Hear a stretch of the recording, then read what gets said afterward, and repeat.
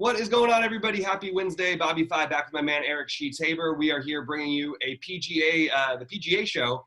We haven't really, look, we've been so busy with baseball and basketball, I honestly haven't spent as much time on golf, but I got up really early this morning. I did my research. I'm ready to get into it. Sheets, what are your thoughts on this slate? What are you thinking? Is there like an overarching thing that you noticed in building lineups? Yeah, I got a lot of thoughts on this.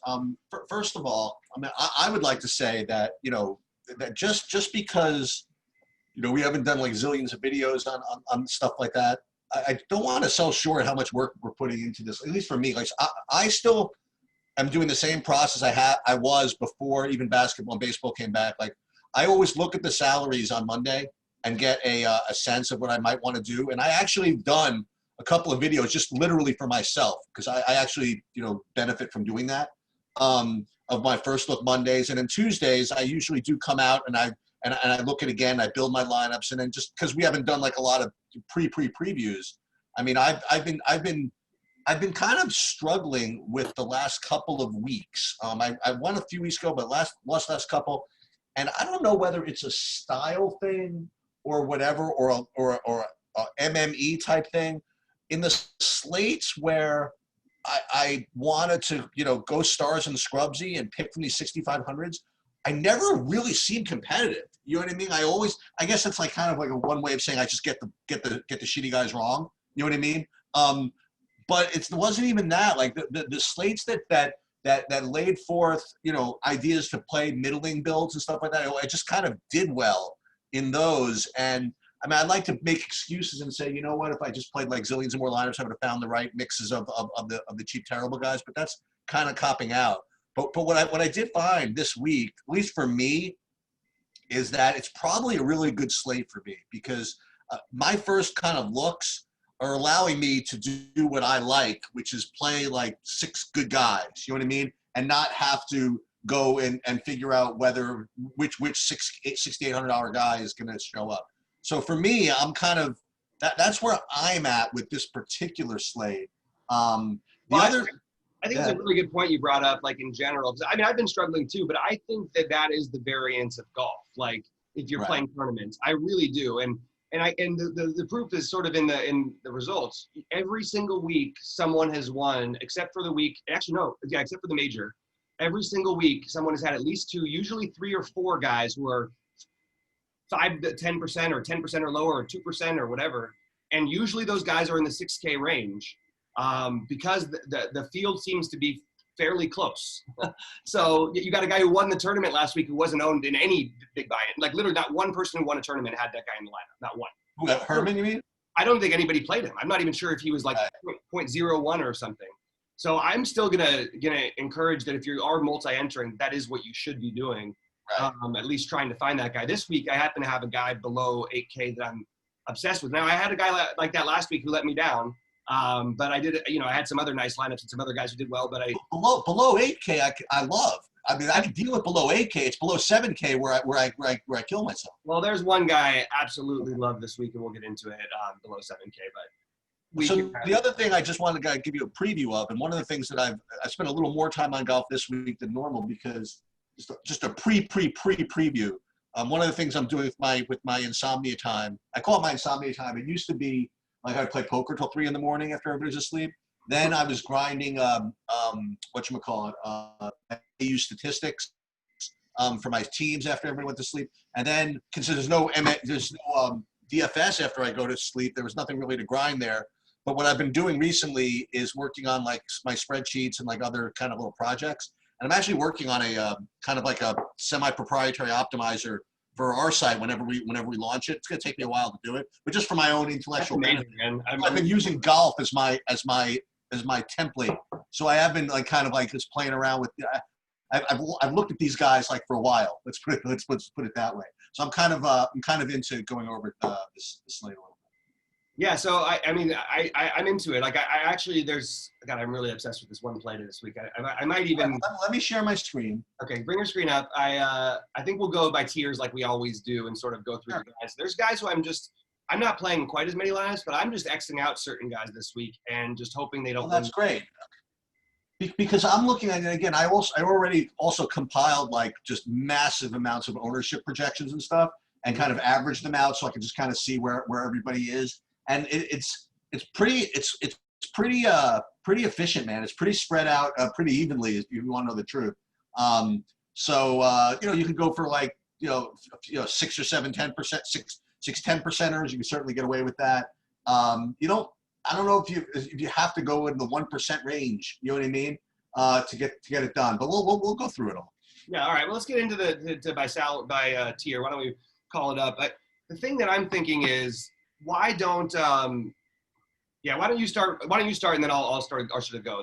We don't need to talk about your initial build. Although just quick glance, I do like your initial build. Just wanted to say that real quick. Yeah. So this was actually based on my full summary of my projections and all this stuff and like everything I was doing with all my spreadsheets. This was actually my optimal lineup. Just so you know, this had nothing to do with ownership. This had nothing yet. And we're gonna work on that a little bit later. That's another thing I'm gonna be putting in.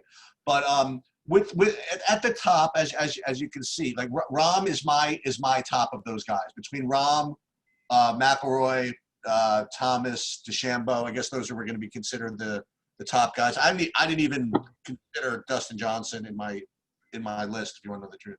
And I didn't get to Morikawa, I don't think. I got to look at that again. But my favorite is going to be, of these top tier, is going to be Rahm, followed by, God help me, Rory, followed by Thomas, followed by DeChambeau.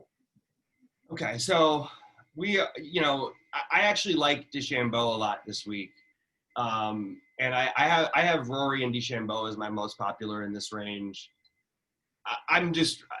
Rory has just made a few bad shots. He said it well after I think it was last week. The last week he played, he just said that I think he had the third most birdies or something after day 2, and he just kept making bad. You had double. He'd have like 4. I think he had 3 doubles, and he kept going bogey double. Like he was just getting himself in bad spots where he just never could get over the hump. I think it levels out at some point. I don't believe he's this bad. I'm not going to go crazy with him though. I actually think that, I don't know, man. I'm struggling because everything on paper is always, and everything before was telling me to play him. And now everything is just, he looks so bad. He doesn't want to turn him in years. Like I just feel weird about it. But I'm still going to have more than the field of him. I'll put it that way. I'm actually not obsessed with this top tier. I think I just want to be a little bit overweight on Rory, overweight on Bryce, and overweight on Dustin Johnson. I don't really care about the rest. So we should go backwards a little bit because your Bryson play makes a lot of sense when you do consider the course, which you didn't really go over it. So this course is a course that, well, let's put it this way. You know what it favors? It favors just like really good golfers. You know what I mean? And it's not like one of those specialist type courses where you got to be specifically good around the green or specifically good around whatever. So what it means is distance really makes a big difference on a course like this.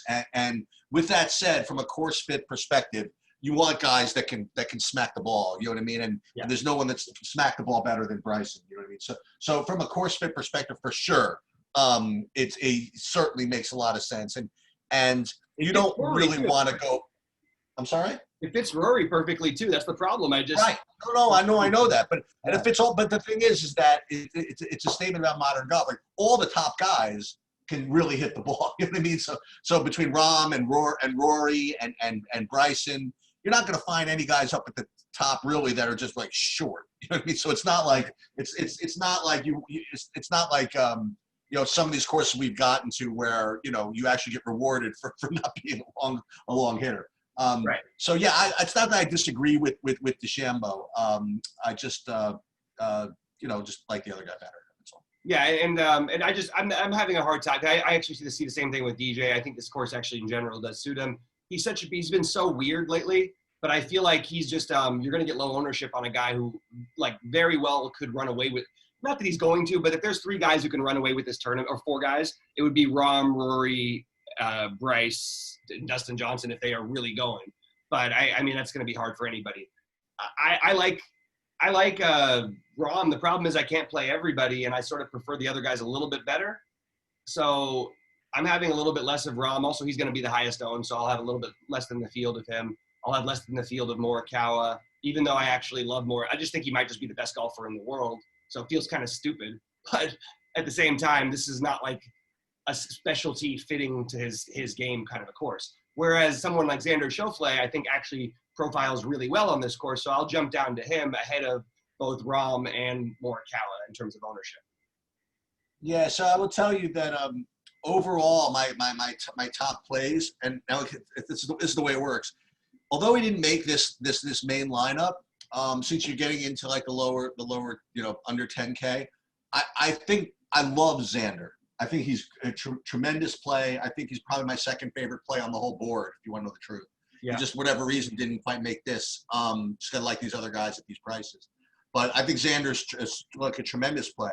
The only thing I would say about Xander is, I mentioned this before, he always seems to get more ownership than you think he's going to get. I don't know how to describe it. I 100% agree with that. You'll understand very soon why that's not going to bother me. I feel like his chances of being in competition in the top 10 at the end, I just feel are so great for him on this kind of a course. Like, at least competing for the top. Like, now obviously you want a guy to win the tournament when they get up to this price, but if he's in that position, that's all. I mean, he's basically there every time we go in through the situation. I think he's the best play. I actually think he's the safest play of all the expensive guys, in my opinion. So seeing as the 9K range really only goes down a couple of a couple more guys, we may as well talk about it, because I do like these guys. So I like Xander a lot. I hate these guys. This is gonna be great. I love this. That's great. I like Cantlay a lot at 9,200. I actually don't mind Webb. If he's going to be lower owned because of all the things that I just said about it not being a course that favors him and all that stuff, I might take a shot. I do like Patrick Reed here. So I actually do like this range a decent bit. So that's great that we're coming in a little differently there. But I don't like the others. I don't like Jason Day, and I don't like Koepka. So yeah, I'm going to say this every time. I think as long as I play multiple entries, I'm just going to have, like, if guys are just going to be completely unowned that I think can go out and win a tournament, I'm gonna probably end up throwing in 10% of Koepka. The problem is that is I had some incredible lineups last week that literally, I mean, I think I had one that finished in the top, like, I think it was the top like 0.5% in the Millionaire Maker or whatever it's called for this, and it had Koepka in it, who missed the cut. It was literally like the nuts. It was just absolutely, Henley and it was just everybody at the top. I can't remember exactly what it was, but anyway. I like Cantlay. He's the one guy in this range I'll be playing. I'm Xing out Webb, Jason Day. Look, they might end up in a lineup of mine. I'm actually not Xing them out, but I'm not giving them any ownership on my initial builds. I'm not giving any ownership to Patrick Reed, who I think is going to end up being more chalky than people realize. People love playing him. Yeah, and he also played really well last week, especially came in strong at the end. He looked like the old Patrick Reed for the first time in a while. So I think you're going to see that go. So I'm not planning to play anybody from Cantlay down until we get into the 8Ks, and that's where I think I'm going to have to make some more stances too. Even there's a couple guys who I absolutely love, and there's a couple guys who I'm not playing. How about you? Okay, so talk to me of the 8Ks, because I have two guys that I like a lot, and you see them here in the lineup, and nobody else really made my top 20 as far as 8Ks go. So your thoughts on these 8Ks? So as you see, I think it might be Adam Scott time. He was one of the later guys to come back from the restart, and I don't know. I think he might be rounding into form. I like him. And the other guy is I'll go back to Hideki at 8,600. And again, he can be frustrating, obviously, but those are my two favorite from this range. The one guy again you could tell me the one guy that grades out for me to be the worst. I mean, like Paul Casey, I don't like him, and he's going to be owned. Like, I'd stay away from him. I'd stay away from Tiger. I don't know. Tell me what you think Tell me what you think about this. Yeah, we're on a little bit different pages here, I think. That's great. Okay, go ahead. Go for it. So I like Berger a little bit, but I don't think I'm going to play him at the crazy chalk ownership. I just think he's like, we got to realize this guy just basically he's been perfect. He's been in contention for all but one tournament. Let's just forget about it and play him. I think he's a lot makes sense. But I also like the other guys beneath him better. So you're going to have to figure that one out. I don't know what I think I'm going to probably end up with less of him in the field, even though I like the guy who I really like is Matsuyama. I just feel like I don't give a damn about how badly he putts anymore. I think that he's too good of a player on this type of a course. I think you could easily see him in there. If things break a little different in a few tournaments, and obviously he hasn't been good, and a lot of it's had to do with missing putts. If he's making putts, this guy can go out there and win the tournament. And by the way, he's come in the top 22 in 3 out of the last 4 tournaments he's played. It's not like he's struggling like the way that people are making it out to be. It's just that we're used to him being a top 10 guy. Right now, you're getting him priced as a 20 guy. So I'm all over Matsuyama. He's one of my highest owned players on the slate. I think that he might end up being my highest owned player. I've got him at right now 45%. Maybe even I might even go higher. I don't mind Paul Casey actually on this course at all, and I don't think that the ownership's going to be actually that high. So it really just doesn't bother me. But I'm probably just a little bit ahead of the field. I like Adam Scott in general. I just feel like every time he plays, he seems to play well. So I'll probably be a little bit ahead of the field. This is the range I'm way ahead of the field on, obviously. I'm all over. I don't care. I just don't care about it. I'm going to play Tommy Fleetwood again. A couple bad, he's had a couple bad weekend rounds. If you look at it, he's had 2 bad Sundays in a row that took him out of what he probably would have finished in top 10s. If he just has a normal Sunday and it's not like he chokes or anything like that. You can see he shot 8 under a couple Sundays before that, or 7 under.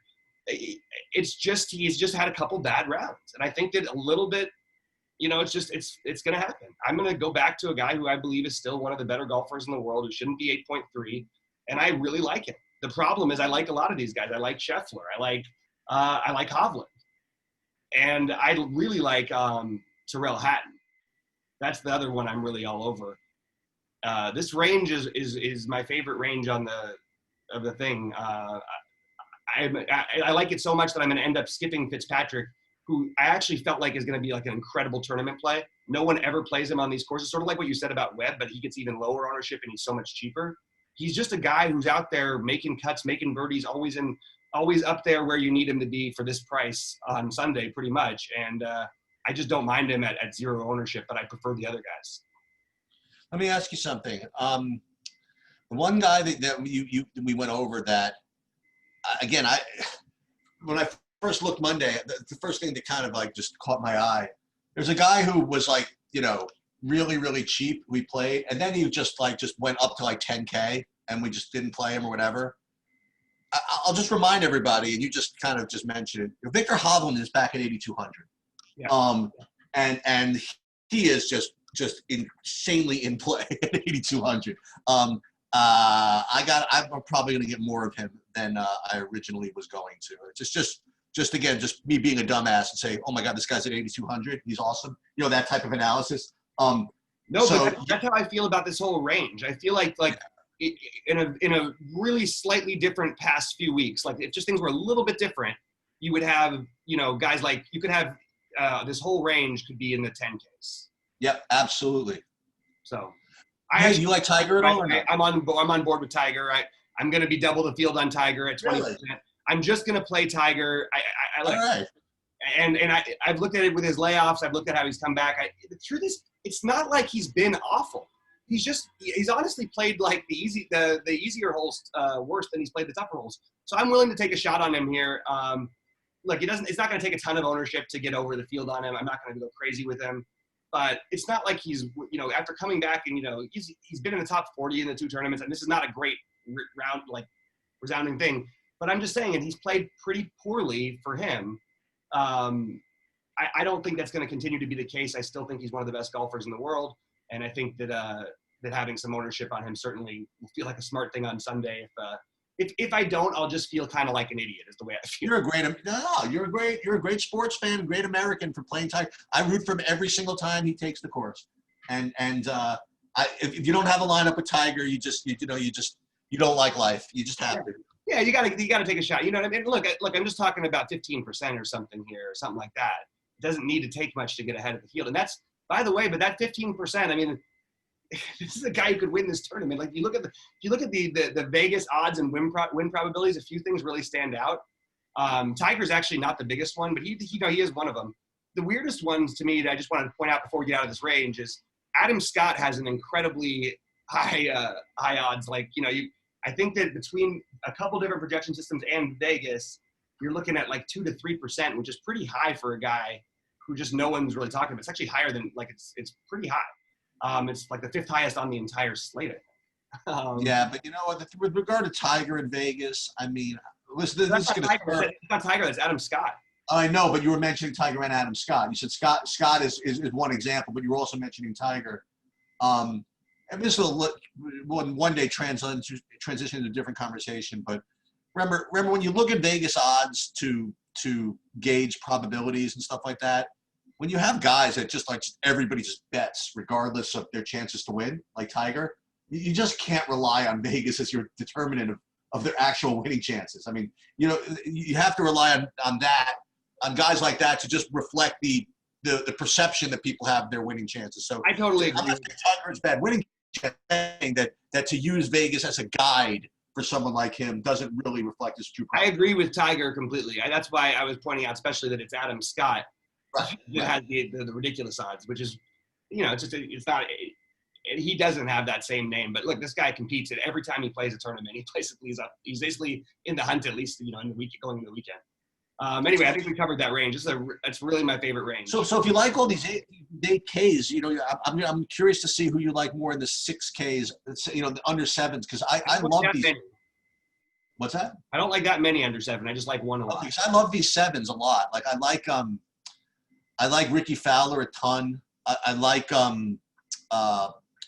and he's not even in this main lineup. I like Ricky Fowler a ton. I like Answer, as you see there, English. I like all of them. I like Billy Horschel again.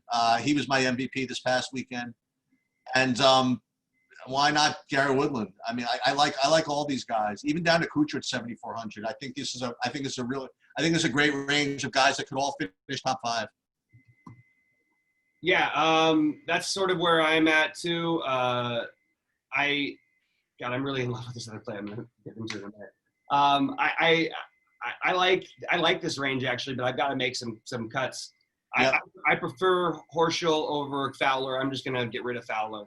I think he's actually gonna end up with more ownership than he's projected for, but it's not gonna be that high. I'd rather play Matt Wolff personally and just play the upside of this young guy. I know he's going to be owned. I don't mind. I've got some other ways I'm going. Obviously, I've already mentioned some of them.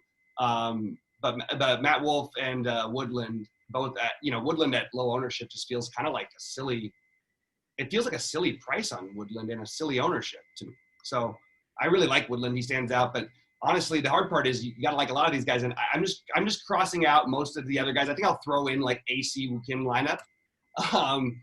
Just because I feel like I believe he's really turned the corner. But mostly in this range, it's going to be those guys. And then I love Answer, and I love him. And I love English. So those are I'm basically crossing everybody else in this range. It's no Spieth for me, no Ricky, no Cameron Champ, no Kevin Kisner. I'm going to have a tiny bit of Shane Lowry because I'm not playing this guy anymore. Like, he actually looks good. And I'm going to have some Brendan Todd. I still think it's worth it to know that, like, this guy still has he's won 2 titles this year. He's been in the top 10. He's had the lead on Saturday or Sunday like 11 times. I mean, it's ridiculous. And no one ever plays him, or no one ever played him until they all played him last week. And then he missed one cut on the number, and everybody wants to get off. And I'm not about that. So I'll skip all the other guys. I'll skip the used Todd. I'll skip everybody else in these ranges except for the guys I mentioned. What price is Brandon Todd? 7,500. I mean, just to caution or whatever. It's not that it's the biggest deal, but it's going to be tough for him to keep up with some of these hitters. You know what I mean? Like, he's not exactly the longest guy in the world. You don't need him to finish top 5. But I mean, like, and the one guy that you mentioned, again, I don't want to get too over the field on this course fit and this distance stuff, but Cameron Champ's been playing better. I know. And so he could, obviously he could bomb the ball country mile. So he's been working on his game. He's been getting a little better. So, I mean, I would, like, for example, I'm probably not going to play either of them, but I'd probably go with a Champ over on the one hand, I'd say I'd rather go with a Champ over a Todd, but on the other hand, he probably will get more owned as a result of that, So, I mean, yeah, they're both going to be low owned, but Champ will definitely be more owned. But I just want to point out, like, I don't care what the course is. When you just don't ever miss, like, he came back struggling. He's gone, 11, 57, 22, 15, 17. And all of those tournaments, I mean, he led 2 Sundays of those tournaments. He led going into the weekend, and he put up massive numbers on top of it, which, by the way, we don't talk about it as much as we probably should. There's a lot to be said. The guys who finish like 9th in these tournaments often outscore the guys who finish 3rd. It's a huge difference when you have got a guy who can make more birdies. Guys who make bogey, who have like these fluctuating things like Benny On or even Hideki, but who can also mix in an eagle here and there, and also can go on these crazy birdie streaks because they're always right around there. They just putt badly. Those guys are going to get you a lot more points, and that's what you really want, especially on DraftKings. You really want those bonuses, and you really want those birdie points, obviously. I just think Brendan Todd, I mean, look, I'm looking at how consistent he's been, so I feel like maybe what I'm saying about him is that we treat him the same way we should treat a poor man's version of Webb and Matt Fitzpatrick. But the truth is he's actually been basically as good as those guys for the overall golf year. Yeah. Or almost as good as them, I should say. Well, I mean, he's won 2 tournaments, and he almost won 3. He had 2 shots at 3. Anyway, so I'm just making a case. I'm not going to play a ton of them, but I just think it's worth having exposure to a guy who's just getting overlooked right now to me. And I understand it's not a course fit at all. That's fine. Any of these other guys down here? You like On? You like any of this stuff or no? Oh, how did I forget about On? He's the next one I own. Oh yeah, I do. On, I like a ton. Again, I love him. I just love him whenever he's going to be low owned. This is a guy who you couldn't get at low ownership when I started playing DFS golf not too long ago, and now you can't get him at high ownership. And the variance of the fluctuations that he's had just within every round of his has led to these massive scores, even on tournaments where he's only finished 12th and 22nd. And I just feel like the upside is still there at 7,300. It's hard for me not to have some interest. But not a massive priority guy, just a guy who I'm definitely going to play some of. Okay. So tell me who you like under 7K. I like two guys. By the way, Ian Poulter I didn't mention before. I think he's a reasonable play. You think he's in play? I don't play guys like that. Not a great course fit, but a guy who literally should, like, he's a cut maker. He's a birdie maker. I mean, he can get on streaks, and I just feel like he's low enough price. Maybe after all the other guys we talked about, I won't have him. But he was just a guy I had initially when I first looked. Yeah, so I mean, the 2 guys. Look, and I'm telling you, there are 3 guys that I'm a little interested in. I don't know if I'm going to get to them, but just because we're going to talk about the range. My favorite is Kevin Na, and then after that, either Kokrak or Streelman, I suppose. But you like anything under here? So Kevin Na was the first one, and I don't love him. I just am fine with him. Okay. I'm fine with Mark Hubbard again. I know these courses, there's not perfect course fits, but like you have a guy who's a 6.6 who's been good and been contending. And Brian Harmon too is another one. He can get on a streak. He's a cut maker with some upside. That's how I would look at him. Norlander would be the other guy I would look to. Don't mind him. Taylor Gooch, not a great course for him, but actually is in good form. So again, just another guy you can play. But the guy, I don't mind Patrick Rogers either, by the way, as an off-the-board young guy. It's just the price is just way, way down. I'm not going to go the Sabatini route, but I originally was thinking that. The guy who I'm really going to play a ton of is Cameron Davis. Ooh, all right. Something to do. Okay. He might be my highest owned player on the slate. Let's go. All right. I want to make a stance somewhere, and I feel like if I can. I mean, first of all, you don't need much from this guy. If he makes the cut, you're feeling pretty good, right? He's 6,300. Sort of allows you to build differently. He's obviously not going to, he'll have the most ownership probably of these one of the most ownerships under the under 6K, 7K guys. But he just has looked terrific to me. And I think he's a really good golfer who's young and got upside. And I've just been sort of like, I'm not saying he's Matt Wolff or all these other guys, but this is sort of the path that has sort of been happening. These guys start, struggle, and then they go through these times where they make all these cuts, and then all of a sudden they bust out. He's bust out twice, 2 out of the last 3 weeks. Wyndham and at 3M, he was 12th and 15th in those 2 tournaments. And he was right there on Sunday, and he made a huge push at the end last week. So I don't know. I think that he's just a really, really good low-owned play. Not the massive driver some of these other guys are, but does have enough power to go with them. Suits the course suits him actually pretty well. I think he's in great form. And again, just you get a guy who's in form like this alone, I can make an argument for playing him, much less that I think he still probably hasn't played his best golf yet consistently. And I just want to remind people before we came back, his previous tournaments, like he'd made all the cuts going into before Schwab. His prices had gone up, and then he just missed the first 4 cuts. He was really struggling coming back, but he's been on fire the last 3 weeks. So I think we're seeing more of that player who was right there at the beginning of the year, and I think we're getting a steal on him. So I'm happy to take this shot on Cameron Davis. All right. I was looking for something a little off the board to do, and that's something to do for sure.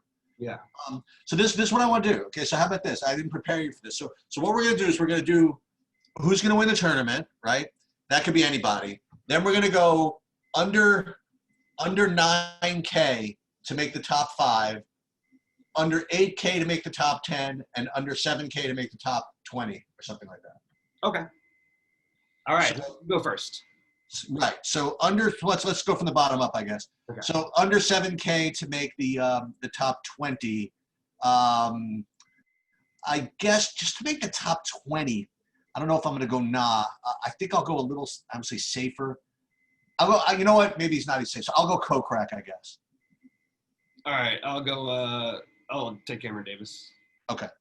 So now we'll go under 8K. You got to make the top 10. Okay. Abraham Answer. Fucker. Okay. Then I'm not gonna either. Yeah. So I will go Ricky Fowler. Okay. And now we got to go under 9K to make the top 5.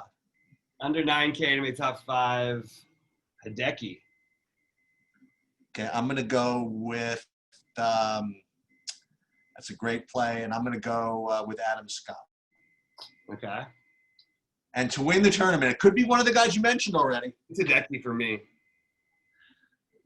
Okay, and you know he hasn't. I don't think he's won a tournament since 2017. I don't care. Yeah.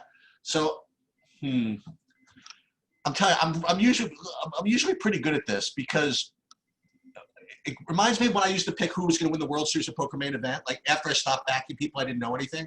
Mm-hmm. Like I wouldn't follow the entire World Series. Then they would show the top 9, and I never heard of any of them. And I would just kind of look at them and just get a feel for them, and then just come up with one. And I was usually pretty good. And when it comes to picking these winners, they just go back and forth. Just want to pick a guy that hasn't really won, who I just had this feeling he's just going to do it this time. And it's not going to be in this lineup. You know what it's going to be? I'll tell you it's going to be. It's going to be Patrick Cantlay. Oh, interesting. Okay. You know who I was going to say is actually, I think is a sneaky chance who I actually might bet on to win this tournament, just as an outside chance. Yeah. I think Matt Wolff. That's a great call. Because this kid is literally, I mean, you watch him and he plays the weirdest style you've ever seen, but you watch him play and it's hard to, I mean, there's times where he looks like the best golfer you've ever seen. Listen, and we don't talk about maybe this as much as we should, but when we talk about DFS in general, you know, is you want guys, you know, especially the big field GPPs with like big upside. And when you think about betting like somebody to win a golf tournament, you know what I mean? Like I guarantee you that someone like Matt Wolff, I mean, if you compare odds with him, like say making the top 20 compared to someone else like making the top 20, whatever, but his upside to actually win the tournament is just massive relative to his overall chance of coming in some other position, right? So I don't know what his odds are to win, but if you were someone that bet on this kind of stuff, I think that's a great call. And people do realize he just finished 4th at the PGA Championship, right? Like this is not like a guy who's, and that's supposed to be a tough tournament for him. You know what I mean? This is a guy who can win on every course. He can bomb it. He can do everything. I mean, if you look at some of the when he makes the cut, you're looking at like 22nd, 12th, 4th, 2nd. Like this guy's got some numbers, man. He can put up a big score. So he's going to be in the hunt if he's makes the cut. All right. I think we've given everybody some good direction. I got some good stuff from you that I'm going to filter in through what I'm doing. I'm going to probably play I'm going to say condensed player pool, but you know, back to like 20, 25 guys, you know, like I've had success using before. And I'm kind of pumped for the slate. Yeah, it'll be fun, man. I'm looking forward to it. One guy I just didn't mention, Keith Mitchell at 6,300. I'm going to play a tiny bit of, get my money back from him last week. He stole me from me last week. All right, Sheets. Hey, good job for Sheets. I'm Bobby saying thanks for tuning in with us. We were going to be doing baseball, basketball. So hang in there, guys. We'll have another video for you soon. Good luck out there.